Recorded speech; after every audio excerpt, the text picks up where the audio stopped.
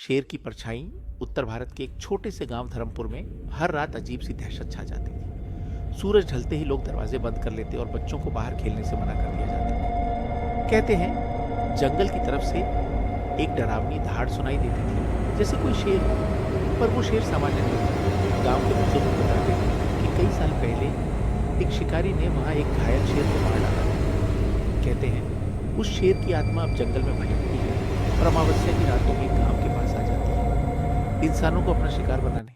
गांव का एक 19 साल का लड़का था, रमेश। उसे इन सब बातों पर यकीन नहीं था। उसका कहना था ये सब बुजुर्गों की बनाई कहानियां हैं डराने के लिए। एक दिन दोस्तों के साथ बैठे बैठे उसने शर्त लगा दी कि वो अगली अमावस्या की रात अकेले जंगल में जाएगा। शर्त पूरी करने के लिए रमेश अमावस्या की रात में टॉर्च और मोबाइल लेकर जंगल की ओर निकल पड़ा। हवा में अजीब सी ठंडक थी और चारों ओर सन्नाटा। जैसे ही वो जंगल की सीमा पर पहुंचा, उसे झाड़ियों में कुछ हलचल महसूस हुई। उसने टॉर्च जलाकर देखा, कुछ नहीं, लेकिन जमीन पर बड़ी बड़ी पंजों के निशान थे जो शेर के लगते थे। पर उनमें एक अजीब बात थी, उन पंजों में इंसानी उंगलियों जैसी आकृति थी। रमेश का दिल जोर जोर से धड़कने लगा। तभी पीछे से एक धीमी सी फुसफुसाहट सुनाई दी। अब तू आया है, अब कभी लौटेगा नहीं। रमेश ने पलट कर देखा। एक काली छाया उसके सामने खड़ी थी।